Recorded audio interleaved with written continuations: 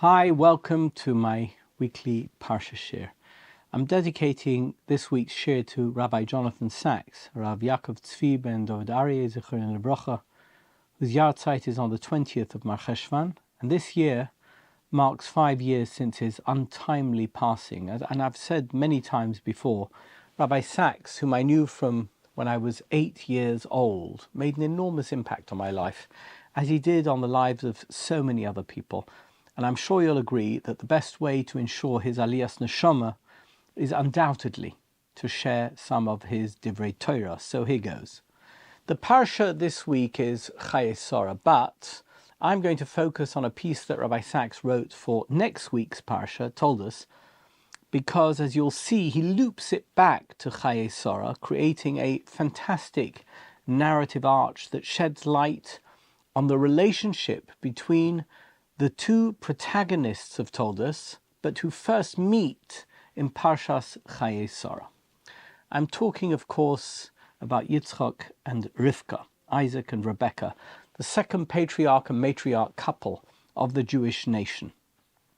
There's an old proverb: the road to hell is paved with good intentions.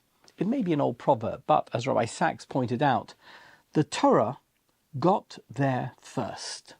Every year, when we reach Parshas Toldos, we find ourselves confronting one of the most troubling episodes in the Torah, the story of the deception of Isaac by both his wife Rebekah and his son Jacob.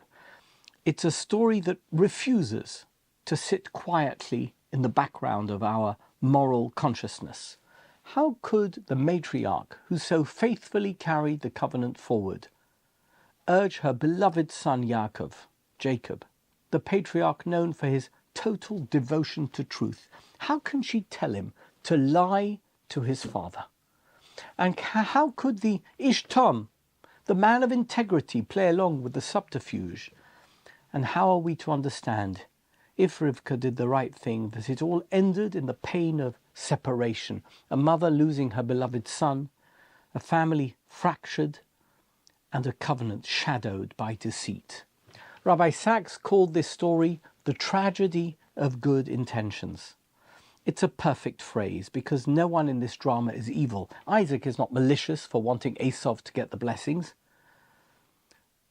Rebekah is pure and good. She wants the best for her husband and for her legacy. And Jacob certainly isn't a rebellious or devious son. Each one of them acts from a place of conviction, of love, of purpose, and yet the ultimate result is heartbreak. It's exile. It's estrangement. It's a mystery. How did we get here? This story, said Rabbi Sacks, is not merely a family story, it's a human one. It's about what happens when good people acting for the right reasons fail to communicate. When silence replaces honesty, when motives are noble but methods are flawed. In situations like that, tragedy is never far behind.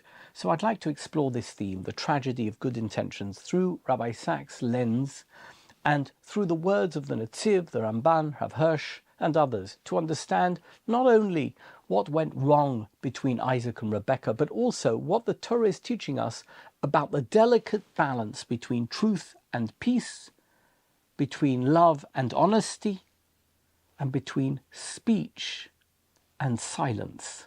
And perhaps, as we remember Rabbi Sacks, the man who made communication itself into an act of faith, will find in this story a reflection of his lifelong message, that words, spoken clearly, with courage and compassion, can heal the fractures that silence creates.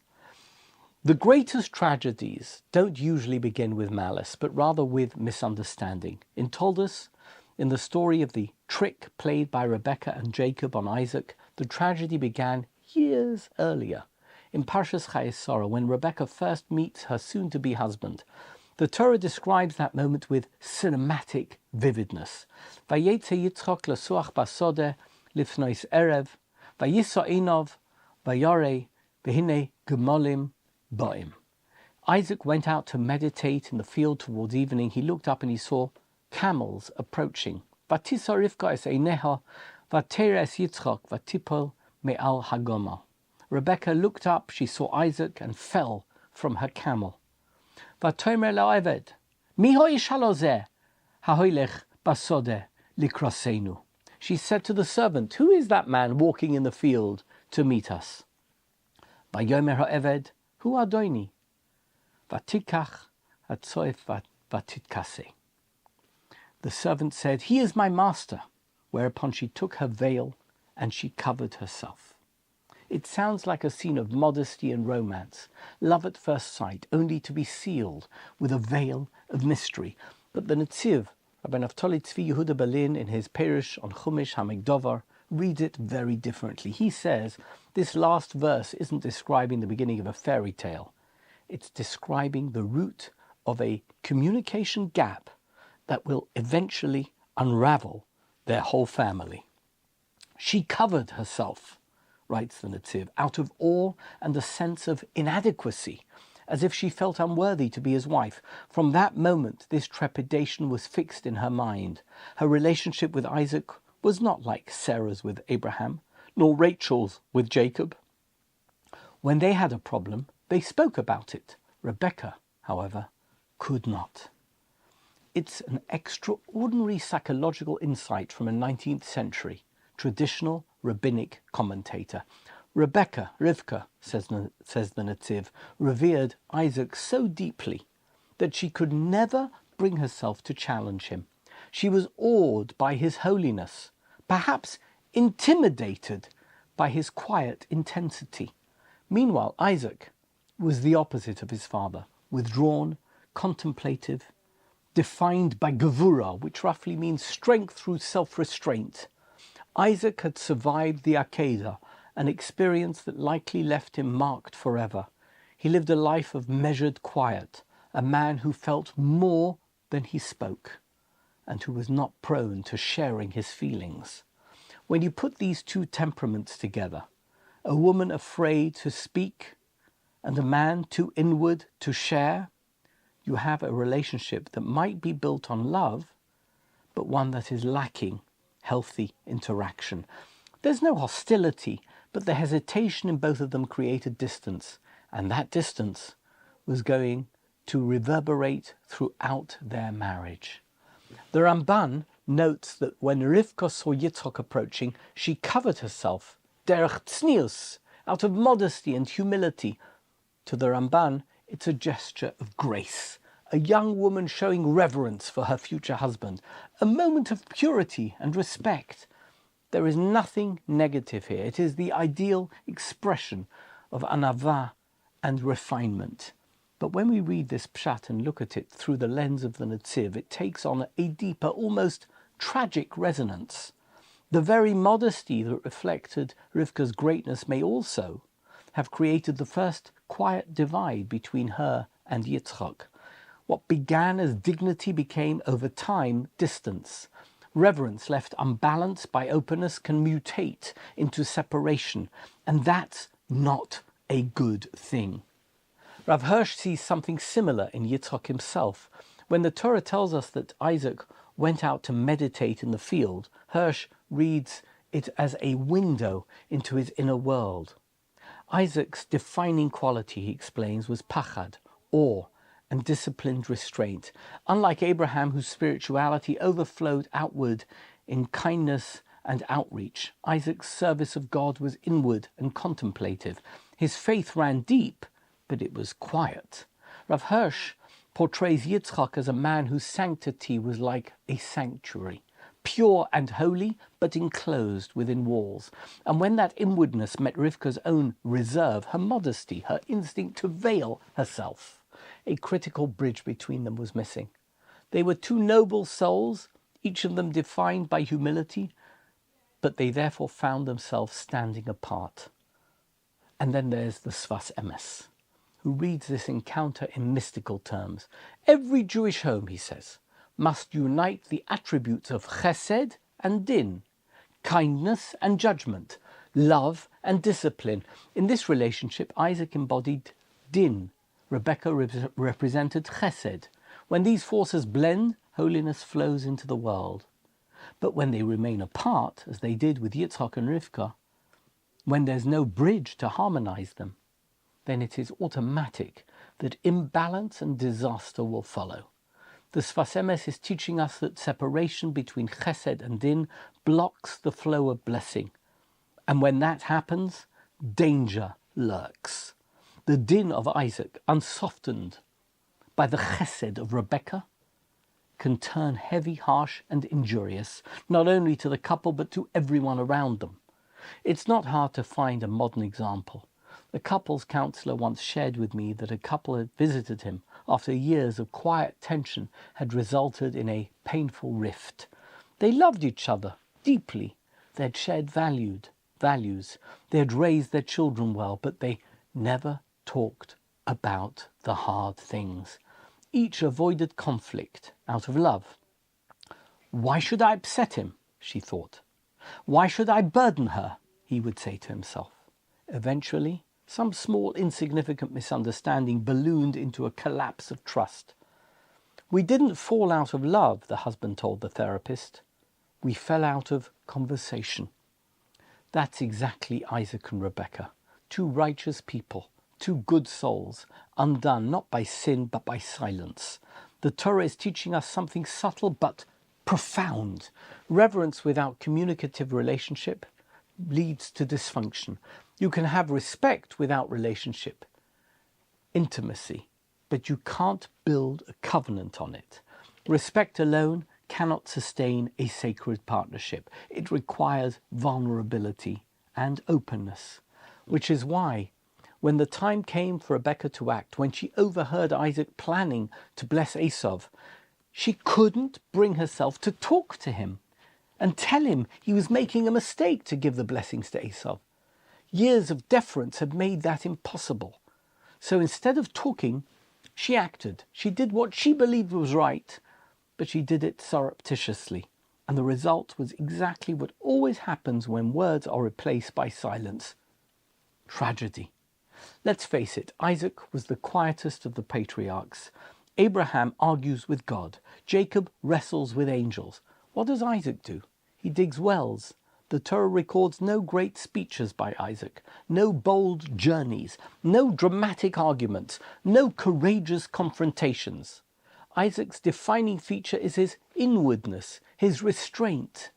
In a sense, Isaac is the most enigmatic patriarch of them all. The man who lay on the altar, who felt the knife's shadow on his throat, lives an undefined life. His story is marked by silence and barely any details. He is the embodiment of quiet devotion, of his spirituality that feels too deeply to be known in the material, non-spiritual world. Rabbi Sacks points out that Isaac's silence is not indifference. It's something else completely. Having seen the edge of eternity at the Akedah, Isaac learnt the sanctity of restraint. Words can desecrate what is too holy for speech. In that sense, Isaac's silence is the silence of awe, but awe can be very isolating.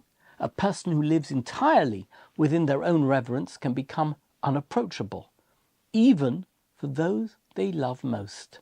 There's a pattern in Tanakh. The righteous are often silent in moments when we wish they would speak. After the deaths of Nadav and Avihu, the Torah says, Vayidom Aaron, and Aaron was silent. The sages praise Aaron for this. They say he was rewarded for his silence, and yet we can't help but wonder, was it holiness or heartbreak? Was it faith or trauma? Silence can be the highest form of acceptance or the deepest form of pain. And more importantly, we miss out on hearing what he would have said at that pivotal moment in his life. Rav Soloveitchik, in The Lonely Man of Faith, describes the inner life of the spiritual person as one of paradox. The Adam Hamamin, the man of faith, yearns for connection but lives apart. He speaks to God but often cannot speak to people. His inner world is too vast, too charged with meaning. He is lonely, writes Rav Soloveitchik, because he cannot find a companion with whom to share the tremors of his soul. That's Isaac. He is truly the lonely man of faith, and that loneliness shapes everything around him. When the Torah says that Isaac loved Esau because he brought him food, it's not accusing him of shallowness. It's telling us that Isaac needed tangible expressions of love. Words were hard for him.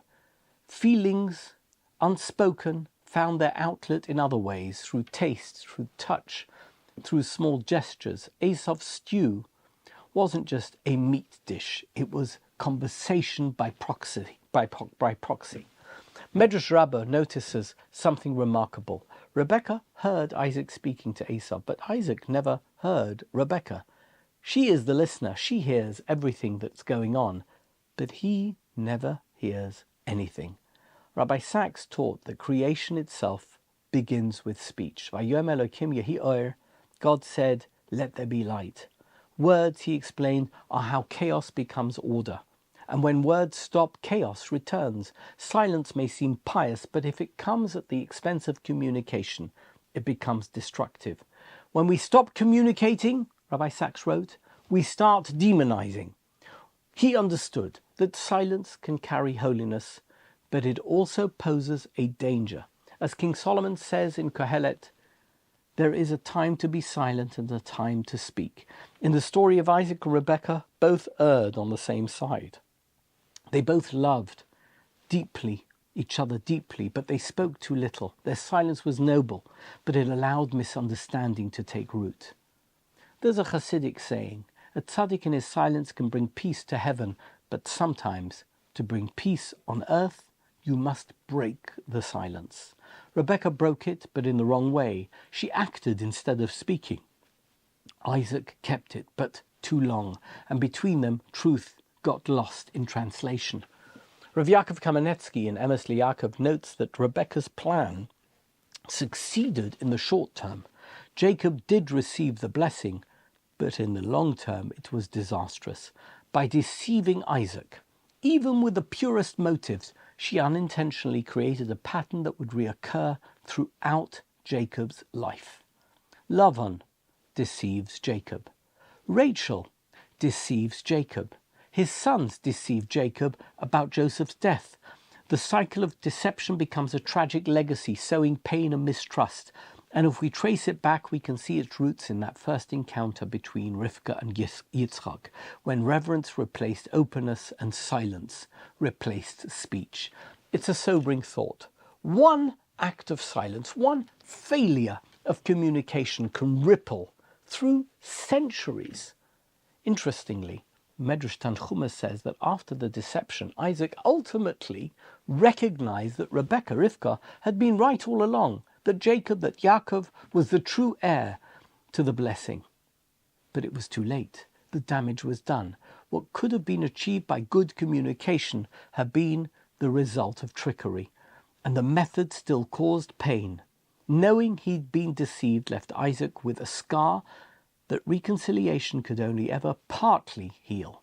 Sometimes we can be right in substance, but wrong in spirit, and the wound doesn't fully close. Rabbi Sacks saw this as one of the Torah's most mature moral lessons. It's not a story of villains and heroes. It's a story of good people doing what they think is right and discovering that right without relationship is not right at all. As he once said, the Torah is not a book about saints, it's a book about human beings and how God works through our imperfections to teach us something higher. Isaac and Rebekah's silence wasn't just a family issue. It's a warning to all who build relationships, families, and communities. God wants truth, but he also wants conversation. The covenant, after all, is a dialogue between God and humanity, and between husband and wife. When that dialogue stops, the covenant itself is at risk. Rebekah's deception is one of the strangest moral paradoxes in the Torah. She is unquestionably righteous, the chosen matriarch, guided by prophecy, yet she engineers a lie. She dresses Jacob in Esau's clothes, tells him to deceive his father, and in doing so sets off a chain of heartbreak. Why does a person so good do something so wrong? Modern psychology has a term for this: moral licensing, the tendency to excuse one's own questionable behavior because of prior or concurrent virtue. I've earned it, we tell ourselves. My motives are pure. the Nobel Prize-winning psychologist Daniel Kahneman, nephew of the Ponevezher, would explain this through System 1 thinking, the fast, intuitive part of the brain that jumps to justify what we already want to do. The problem, as Kahneman warned, is that our moral instincts, while well-meaning, are not infallible. Rebekah's logic was compelling. God himself told her that the covenant belonged to Jacob. Isaac didn't know this. What was going through Rebekah's mind was that if she told Isaac, maybe he wouldn't believe her. So, she reasoned, the only way to fulfill God's will was to intervene secretly. The end, namely preserving the covenant, justified the means. But the Torah doesn't buy that. The text records the deception in painstaking, uncomfortable detail, almost forcing us to feel the tension between righteousness and wrongdoing. Hakol kol Yaakov v'hayadayim yedei Esav, Isaac blurts out, puzzled. The voice is the voice of Jacob, but the hands are the hands of Esav. It's the Torah's way of saying, when you pursue holy goals with unholy hands, something fractures. Not just trust, but identity. The Mesilas Yesharim of Moshe Chaim Luzzatto warned about this danger 300 years ago. He wrote that one of the greatest obstacles to virtue is when our Yetzer Hara disguises itself as the Yetzer Tov. There are those, he says, whose evil inclination fools them with mitzvahs, meaning we can become so convinced we're doing God's will that we stop asking whether God would approve of our methods. Holiness, he insists, demands clarity before fervor. Rebekah's zeal was pure, but her clarity was clouded by her strained relationship with Isaac, based on fear. Fear that Isaac wouldn't understand, fear that prophecy might fail, fear that inaction would cost Jacob everything, and fear, as any psychologist will tell you, makes people overconfident in their moral judgments. It rushes us into acting without consulting others, or even our own conscience, because deliberation feels like danger and we're fearful. And yet, who among us hasn't done something similar? We fudge a detail for the greater good. We withhold information to protect someone. We justify cutting corners because the cause is more important. The Torah is unflinching about this human pattern. The moment we stop checking ourselves, we risk becoming both hero and villain in our own story. Rabbi Sacks, reflecting on this episode, said, the hardest moral test is not between right and wrong, it's between right and almost right. Rebekah's choice was almost right, and because it was almost right, it ended up being devastatingly wrong. In psychological terms, she suffered from what Kahneman calls the illusion of validity. The belief that because a judgment feels right, it must be right. What's so interesting is that the Torah doesn't condemn Rebekah, nor does it praise Rebekah. It just tells the story and lets us, as the audience, draw our own conclusions. And we, the audience, are not fools. We totally feel the cost. A family torn apart, a mother and son separated for decades, a husband left bewildered, good intentions with inevitable negative consequences. Rav Kook writes that Jacob's exile was a deliberate fixing of the blessings deception episode. In Orot HaTeshuvah, he says that when truth is mixed with falsehood, the only way to purify it is through suffering that clarifies and humbles. The light of holiness, he says, can only shine after the heart learns to tremble. Jacob, Yaakov, who deceived his father to secure his blessing, must now feel the pain of being deceived by Lavan. Only then does he grasp that emes, that truth, is not a transcendent concept, but a way of life.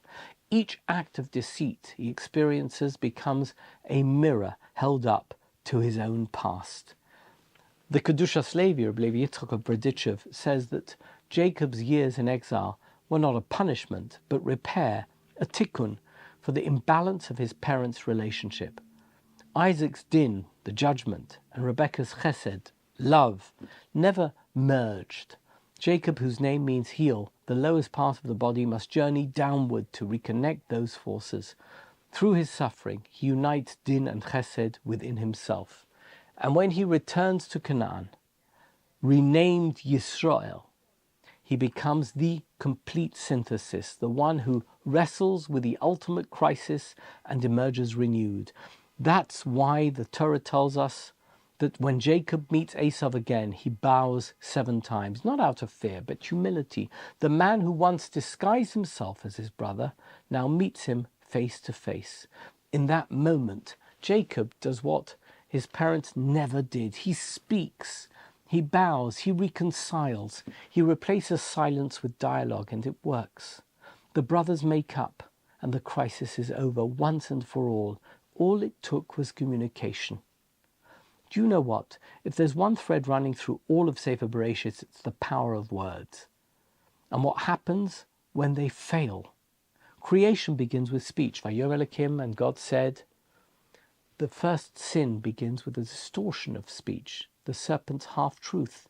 The first murder in the Torah follows a conversation that breaks down into silence. And Cain spoke with Abel, his brother, and it came to pass when they were in the field. The Torah never tells us what Cain said. A missing sentence, a missing word, and blood cries from the ground. Speech is the oxygen of the covenant. Without it, love curdles into control.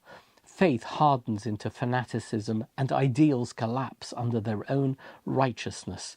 That's the moral of Rivka and Yitzchak's story that begins in Chayei Sarah and ends in Toldos. The tragedy wasn't deception, it was disconnection. When words die, a wholesome life dies with them. Rabbi Sacks understood this idea better than anyone else I've ever met. His entire life's mission was about restoring the sanctity of words. In public discourse, in politics, in faith, words, he said, are the architecture of the moral universe. When we stop talking, we start breaking that architecture down. That's why the Torah culminates with Sefer Devarim, which literally means words. Moshe's final gift to the people before his death is not land, it's not wealth, it's not power. It's speech, the ability to talk to God and in front of God, to each other and to the next generation. Moshe speaks for 40 days straight, saying everything Isaac and Rebekah never said. He gives us prose, he gives us poetry, he gives us tough talk, he gives us loving words, reminding the people that relationship, whether with God or with each other, always depends on language. You cannot build a people on silence. You can only build it on speech that is honest, that is courageous, and that is infused with love. And that is where Rabbi Sacks' insight becomes deeply personal, because in our world, a world of polarization, noise, a world of moral posturing, we've lost sight of the importance of words and the danger that words cause if left unsaid or if expressed improperly. We justify falsehoods for noble causes and remain silent when we should speak out. Rebekah and Isaac's tragedy is not ancient, it's everywhere around us. The question is whether we can do what Jacob eventually did. Can we learn to speak again, even through pain, even after exile? And that is the spirit of Rabbi Sacks' Torah, the conviction that we redeem the world not through grand gestures, but through words spoken with integrity. Perhaps the story of Isaac and Rebekah isn't just about family dynamics or moral dilemmas. Perhaps it's about us, about how we speak to those we love, how we argue, how we lead, how we bless the Torah. The Torah isn't warning us against good intentions, it's warning us against harmful silences. Rabbi Sacks once said, "Faith is not certainty, it is the courage to live with uncertainty and still speak." That's the opposite of Rebekah's silence. That's the voice of Jacob becoming Israel, the one who wrestles with God and man and prevails. On Rabbi Sacks' 5th yahrzeit, we can see how deeply this idea was also the story of his life's mission, to heal the fractures caused by silence and to remind us that covenant means conversation.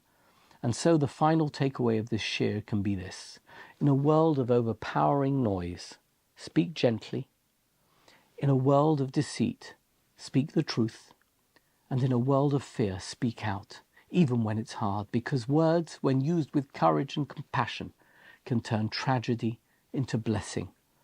Talking about Rabbi Sacks and hearing his thought-provoking ideas reminds us not only of the brilliance of his ideas, but also of the music of his voice, that measured, compassionate tone that could turn complex philosophy into simple truth.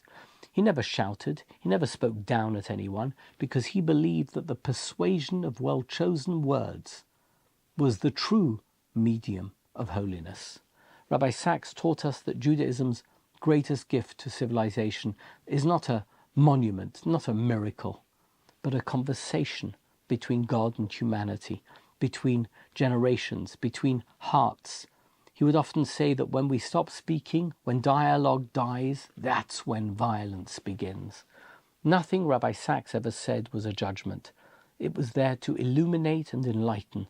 He wanted us to see that the Torah's moral dramas are not about those ancient heroes and villains, but really they are about us, contemporary people who struggle to speak to our families, to our communities, within our nations and beyond. Every parsha in the Torah is a mirror. Rabbi Sacks held up that mirror for us to see what it showed, helping us see not only what is, but what could be. In one of his final addresses, he said, "Words are holy because through words we create worlds." That line, perhaps more than any other, captures the essence of his Torah. He restored faith in the creative, redemptive power of language, the belief that one good word spoken with sincerity can reveal what years of silence have hidden. So as we learn Rabbi Sacks' Torah, to commemorate his yahrzeit, we're not only remembering him, we're continuing his work. Every time we speak the truth as he presented it, unvarnished, untarnished, uncontaminated, we can use his words to build rather than destroy, and to bring his teachings to life, thereby taking another step toward healing the fractures of our world. May the memory of Rabbi Sacks yield the greatest blessings, and especially blessings of courage in speech, and the victory and triumph over harmful silence. And with that, let me thank you for watching. Thank you for listening. Thank you. Thank you.